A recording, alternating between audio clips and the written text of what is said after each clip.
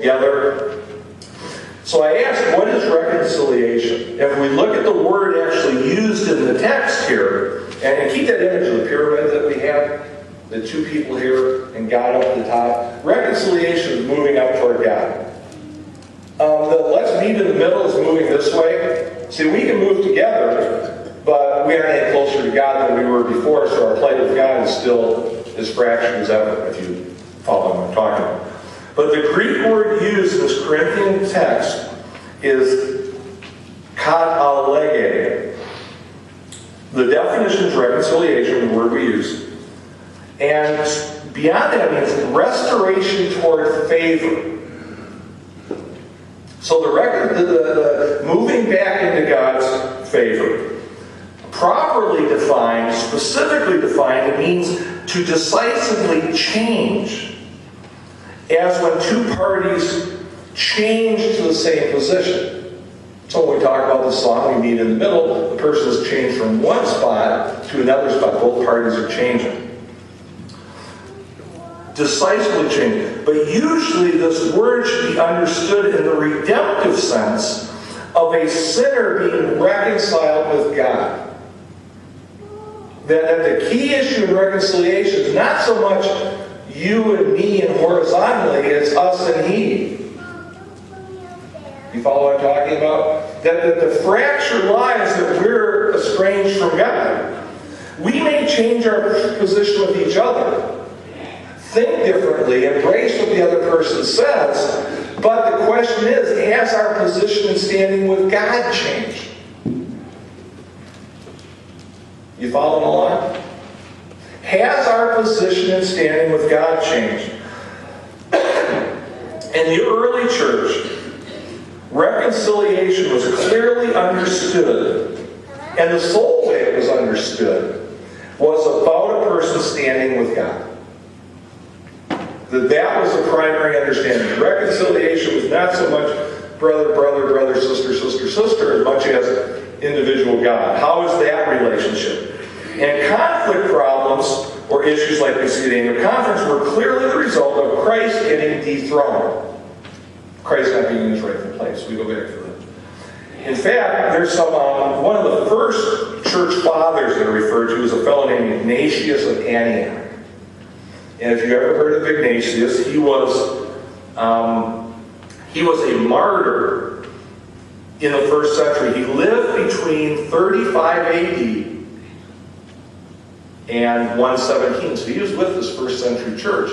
And Ignatius has had some letters preserved of correspondence he's had. Legend states that Ignatius is identified as the child that Jesus held in Mark 9. The church tradition says Ignatius was that child who Jesus himself held. He was likely discipled by John, so he would have had a chance to talk to him, walk with him, fellowship with him. He was the second pastor at the church of Antioch following Peter. He would likely have been taught by Peter and by Paul. He would have known him. So Ignatius would have been able to ask questions. Hey, Paul, what about this? What's your take on this? Hey, Pete, what's your take on this? John, you're saying this. What does it mean? So here we have some, because what we tend to do is when we hear the Bible stuff, oh, that's just some Bible guys. You know, they were hardcore. But nobody, it disintegrated after that. But here we see Ignatius. He was actually martyred and put to death by lions. This is just an aside, that he wanted to die a martyr's death. In one of his letters, he said, if I could just keep the Christians from trying to be nice to me, God's purpose could be carried out. Because he wanted to die the martyr's death. And like I said, he was like his successor as the second pastor in that church in Antioch. And the fact that Paul and Barnabas went to Antioch, they probably crossed paths. Now, in one of his letters, this is just a historical document signed by him, addressed to the Philadelphians, the church of Philadelphia, he wrote this. So he's talking about this idea of reconciliation. He's talking about unity because that was central to that early group of believers. Remember, they were persecuted. It was important being in the right place. It was important to be in fellowship. It was critical that they were in the same place. And in his letter to the Philadelphians, he writes about unity, saying, or reconciliation.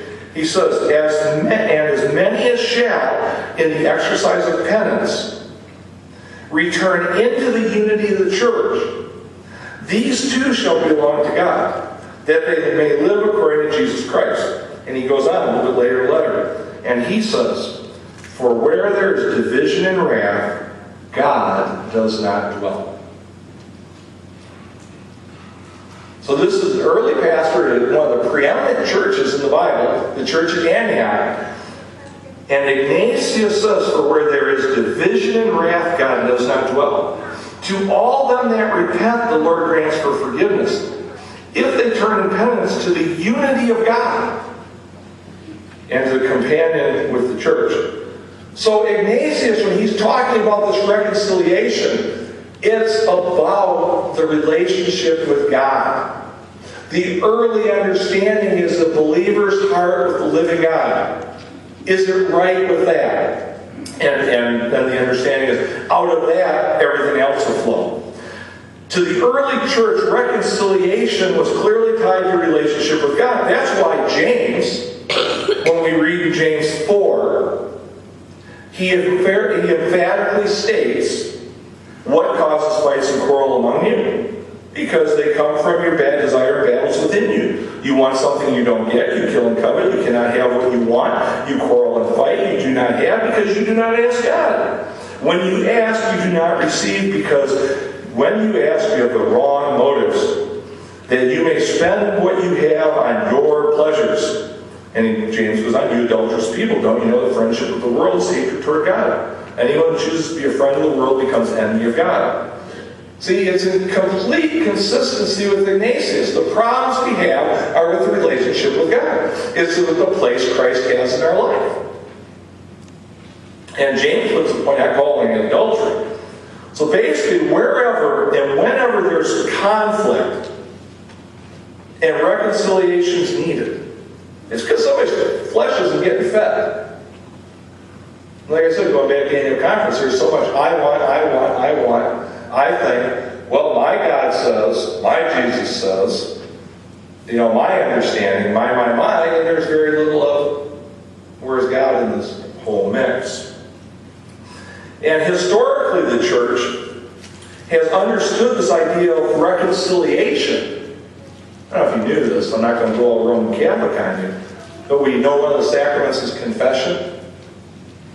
Within the Catholic Church, we go to confession. Do you know what officially that sacrament is called? It's the sacrament of reconciliation. That's what it's always been known as. That the sacrament of reconciliation is confession. So that leads us to the point, what is confession? See, in the church, there has historically been a strong link between confession and reconciliation. You get where I'm going? You just fall asleep. We go. And hopefully this will make sense. So what is confession? If we look at that word biblically when it talks about confession, homologia. The word that's used in the Bible for confession is to speak the same, to agree. So when we confess, we agree. Now, if reconciliation is changing your position, and reconciliation is tied with confession, it's agreeing to a different position. That's where reconciliation occurs. It's agreeing to a point that may be different than where we may be standing. That word for confession says to agree, to profess, to become in full agreement. In the Bible, the concept of agreeing to disagree, it's a foreign concept.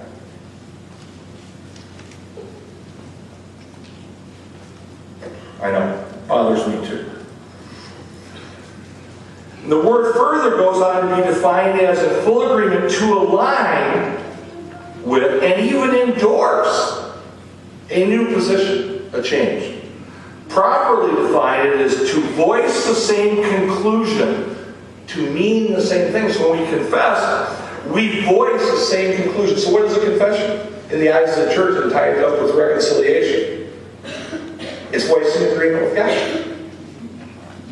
So the idea of confessing is saying, Lord, you're right. It's not me saying, no, you're right. It's saying, Lord, you're right. Follow? It's kind of a vertical thing. So when we confess is when we become reconciled with God. When we say, yes, Lord, your way is the way. Yes, Lord, my way was incorrect. Yes, I was off the track. I am now in agreement with you. It's not going down the road meeting in the middle. It's not, I'm going to go, Dave's way, he's going to come a little bit mine. He's going to, no, I'm going to be going your way. You follow? That the meeting, if God's coming our way and we're going His way, is He going to meet us in the middle? He might, but He's going to drag us all the way His way. How I read the text, read the Bible. Our confession that we have, or like I say, to use the Catholic Church, this sacrament of confession, that's reconciliation. That's been, and remember, the Protestants, we split off in 1517. But this predates 1517. And if we go back to Ignatius, the idea is reconciliation is being made right with God. And we can only be made right with our brothers and sisters if we're made right with God. But that can pose some problems. So what's the problem? We're apart from God. So where do we meet? Now, if somebody doesn't want to meet God, we got a problem. Don't we? So where do we meet? As believers, where do we agree to meet? Do we meet in the middle? Where do we meet the Lord? At Calvary, right? At the foot of the cross. So this ministry of reconciliation that Paul is talking about is, you get reconciled by meeting at the foot of the cross. You get reconciled by going back to the place where you first met Him. And put Him in that place where you cried out and said, I need you, I'm lost without you. Get it? If I'm losing you, just raise your hand. This is a tangled mess. So one of the places we can meet Him and we can meet God is at the foot of the cross in our confession that your ways are right. Where's one of the other places we can meet Him? Where else can we find this place to meet the Lord? Maybe His Word. So the idea from a historical standpoint of reconciliation is to be reconciled. We meet at the foot of the cross, and we meet at His Word. Now I'll give you a clue. If people aren't willing to meet there, guess what? All HE double hockey sticks breaks loose. And what a lot of people are trying to do is say, we aren't going to meet you at the cross, we're not going to meet you in His Word, but we're going to reconcile. Impossible. Won't happen. See, that's what all of Matthew 18 from a brethren perspective is tied up in.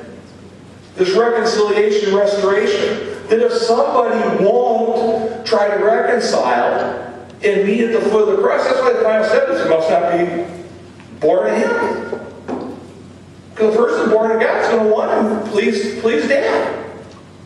They'll want to meet at the Word. They'll want to meet at the foot of the cross. Because that's where we know our wholeness is. That's where we know we can be made right with Him. Isn't it? The only thing that we truly have in common as a called out body of believers is Christ, isn't it? Now, when He begins to cease to be the meeting place, we're in trouble.